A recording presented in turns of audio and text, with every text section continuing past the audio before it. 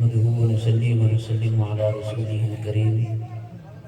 أما بعد أعوذ بالله من الشيطان الرجيم بسم الله الرحمن الرحيم محمد رسول الله والذين معه أشداء على الكفار رحماء بينهم صدق الله العظيم وصدق رسوله النبي الكريم ونحن على ذلك من الشاهدين والشاكرين والحمد لله رب العالمين۔ مزاج اپنا زمانے سے جدا رکھتے ہیں، مزاج اپنا زمانے سے جدا رکھتے ہیں، محبوب بھی محبوب خدا رکھتے ہیں۔ ہوں آل محمد صلی اللہ علیہ وسلم، ہوں آل محمد یا کہ اصحاب محمد، ہم تو سب کی محبت سے دل شاد رکھتے ہیں اور انہی کی نسبت کا تاج رکھتے ہیں، ہر مرض کا علاج رکھتے ہیں۔ کیوں خوف ہو ہمیں وقت کے حکمراں کا، ہم تو حسینی مزاج رکھتے ہیں۔ اور میں خاک نشین ہوں میری جاگیر مصلی، میں خاک نشین ہوں میری جاگیر مصلی، شاہوں کو سلامی میرے مسلک میں نہیں۔ انتہائی واجب الاحترام حضرات علماء کرام، معززین علاقہ، توحید و سنت کے پروانوں، اصحاب رسول کے دیوانوں، مشن سعید اور گلشن سعید سے محبت عقیدت کا دم بھرنے والے غیور نڈر بے باک مجاہد مواحد نوجوان ساتھیوں، اللہ رب العزت کا لاکھ لاکھ شکر ہے کہ پروردگار عالم نے آج ایک مرتبہ پھر ربیع الاول کے اس بابرکت مہینے میں گلشن سعید میں ذکر مصطفیٰ صلی اللہ علیہ وسلم اور آپ کی جماعت کا ذکر سننے اور سنانے کی سعادت عطا فرمائی۔ اس پر اللہ کا جتنا شکر ادا کیا جائے وہ کم ہے کہ اللہ نے اس دور میں بھی، اس پرفتن دور میں بھی ہمیں دین حق کے ساتھ جڑے رہنے کی توفیق عطا فرما رکھی ہے۔ سب سے پہلی گزارش تو میری ان حضرات سے ہے کہ جو ابھی تک پنڈال میں نہیں آئے اور میری آواز ان تک اگر پہنچ رہی ہے تو گزارش ہے ان حضرات سے کہ جلد از جلد پنڈال میں تشریف لائیں تاکہ ہم اپنی اس کانفرنس کو مزید آگے کی جانب لے کر چلیں۔ اور جو لوگ یہاں بیٹھے ہیں لیکن دائیں بائیں جو ہے اپنی گپوں میں مصروف ہیں یا کھلے ہو کر بیٹھے ہیں، ان سے بھی گزارش ہے، التماس ہے کہ ذرا قریب قریب آ جائیں۔ جتنے آپ جڑ کر بیٹھیں گے اتنے ہی آپ کے جذبات کو جو ہے تسکین ملے گی، اور آنے والے مہمان کو آپ کا انداز بتائے گا کہ آپ قاری سعید شہید رحمت اللہ تعالی علیہ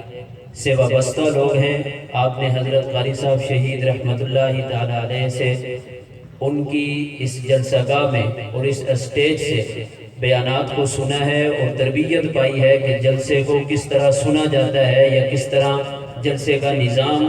بنایا جاتا ہے، فضا بنائی جاتی ہے۔ تو میری گزارش ہے یہ جو حضرات بالکل پیچھے بیٹھے ہیں وہ ذرا قریب قریب آ جائیں بھائی، کوشش کر لیں تھوڑی سی آگے آ جائیں۔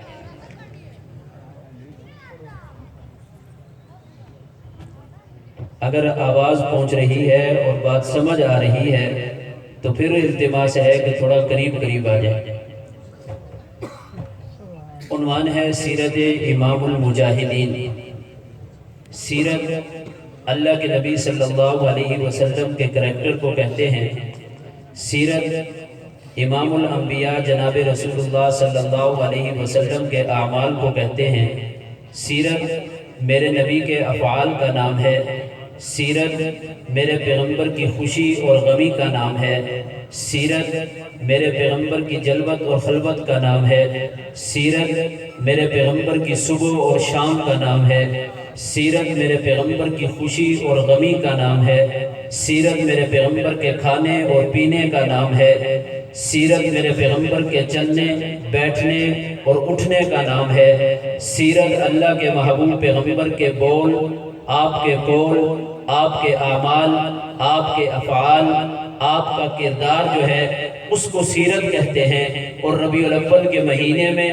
جگہ جگہ جو سیرت کے جلسے ہوتے ہیں، اس سیرت کے جلسے کا مقصد یہ ہوتا ہے کہ ہم جو اللہ کے محبوب پیغمبر جناب رسول اللہ صلی اللہ علیہ وسلم کے امتی ہیں اور پیغمبر اسلام صلی اللہ علیہ وسلم سے محبت کا دم بھرتے ہیں، نبی مکرم صلی اللہ علیہ وسلم سے عقیدت رکھتے ہیں اور دل میں یہ تمنا آرزو اور خواہش رکھتے ہیں کہ دنیا میں اگر کبھی کوئی ایسا موقع آئے کہ ہمیں وقت ملے اور ہم پر کوئی ایسا وقت آئے کہ پیغمبر اسلام صلی اللہ علیہ وسلم کی عزت عظمت ختم نبوت اور ناموس پر کٹنا ہو تو ہم اپنی جان اپنا مال تن من دھن قربان کر کے سرخرو ہو جائیں اور دل میں یہ آرزو ہے کہ کل قیامت کے دن اللہ کے محبوب پیغمبر ہمیں اپنی شفاعت عطا فرما دیں، کل قیامت کے دن اللہ کے اپنے محبوب پیغمبر ہمیں جام کوثر پلا دیں۔ یہ جو اللہ کے محبوب پیغمبر سے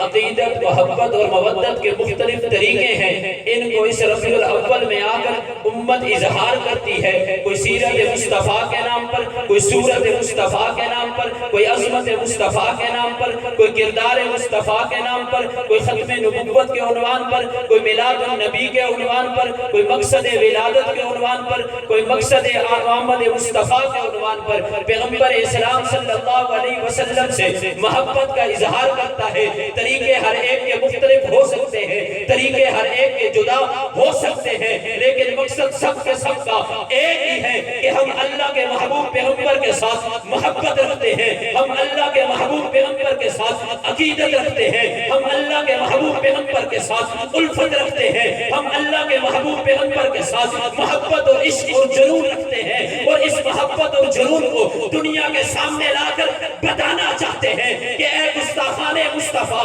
اے پیغمبر اسلام کے دشمنوں، اگر تم نے پیغمبر اسلام کی عزت پر انگلی اٹھائی، تم نے پیغمبر اسلام کی ختم نبوت کو داغدار کرنے کی کوشش کی، تم نے پیغمبر کے ناموس پر حملہ کرنے کی کوشش کی، تو ہم صحابہ کرام کے نقش قدم پر چلتے ہوئے اپنے بچوں کی پرواہ نہیں کریں گے، بیویوں کی پرواہ نہیں کریں گے، خاندان کی پرواہ نہیں کریں گے، کنبے اور قبیلے کی پرواہ نہیں کریں گے، ماں باپ کے سہارے کو نہیں دیکھیں گے، بلکہ آنکھوں میں صرف اور صرف ایک ذات جگتی ہے، اس ذات کو محمد مصطفیٰ کہتے ہیں، احمد مصطفیٰ کہتے ہیں، صافی کوثر کہتے ہیں، شافی معشر کہتے ہیں، رحمت کا مجسم کہتے ہیں، رحمت کا بہتر کہتے ہیں، رحمت للعالمین کہتے ہیں، رحمت للعاشقین کہتے ہیں، شفیع المصنفی کہتے ہیں، رحمت کا بہتر کہتے ہیں، حسن دو عالم کہتے ہیں، فخر دو عالم کہتے ہیں، جان دو عالم کہتے ہیں،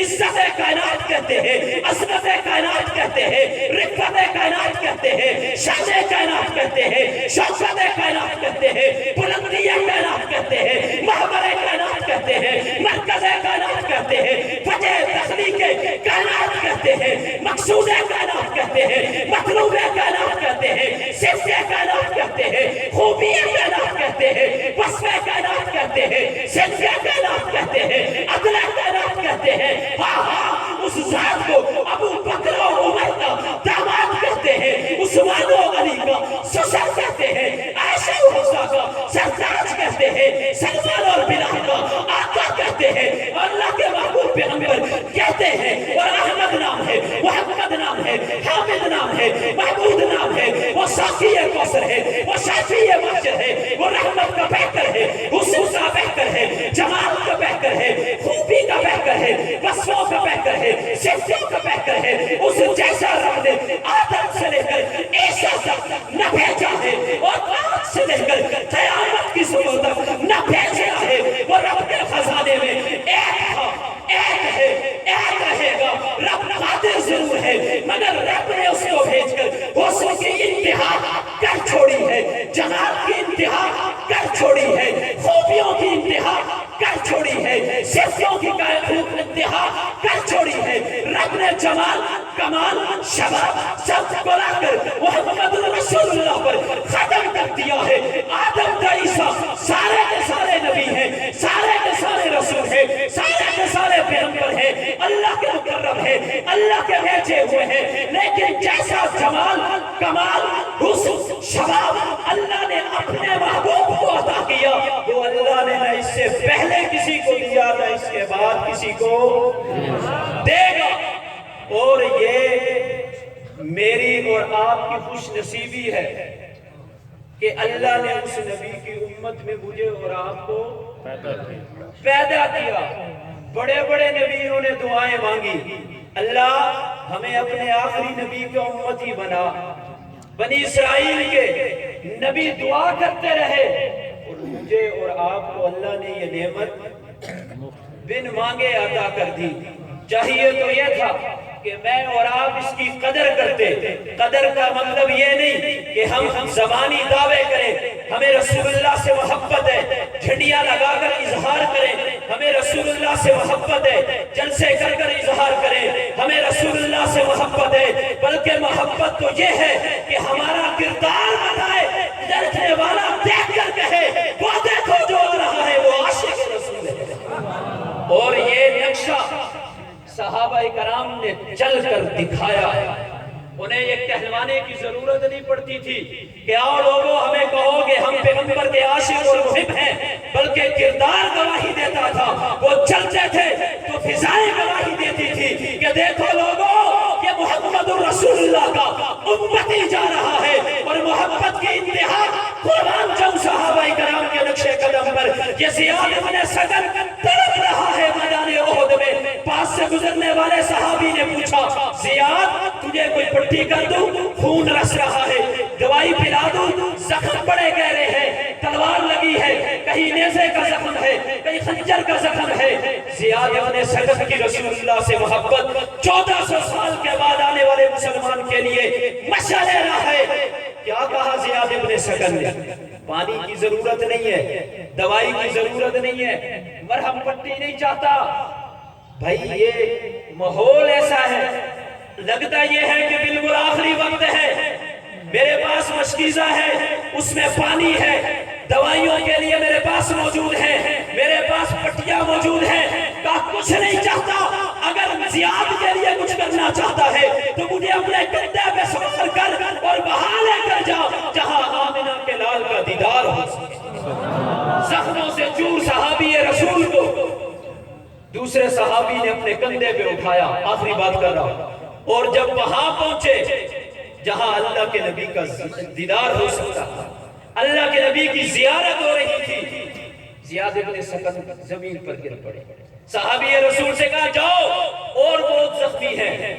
اور بہت پیاسے ہوں گے، پانی پلاؤ جا کر، وہاں پٹیاں کراؤ جا کر، زیاد کو یہاں چھوڑ دو۔ ریگتے ہوئے اٹھنے کی طاقت نہیں ہے، چلنے کی سکت نہیں ہے، کھڑے نہیں ہو سکتے، ریگتے ہوئے اللہ کے نبی کی جانب چل پڑے اور جا کر پیغمبر کے قدمین پر اپنا سر مبارک رکھا اور ایک نعرہ مستانہ لگایا، اور وہ نعرہ کیا تھا کہ فَسْتُ بِرَبِّ الْكَعْبَةِ، رب کعبہ کی قسم آج میں کامیاب ہو گیا۔ پیغمبر اسلام نے جب اپنے قدموں کی جانب دیکھا تو سامنے زیاد ابن سکن تھے۔ اللہ کے نبی نے کہا او لوگو آؤ، کسی نے جنتی شخص دیکھنا ہے تو میرے صحابی زیاد کی زیارت۔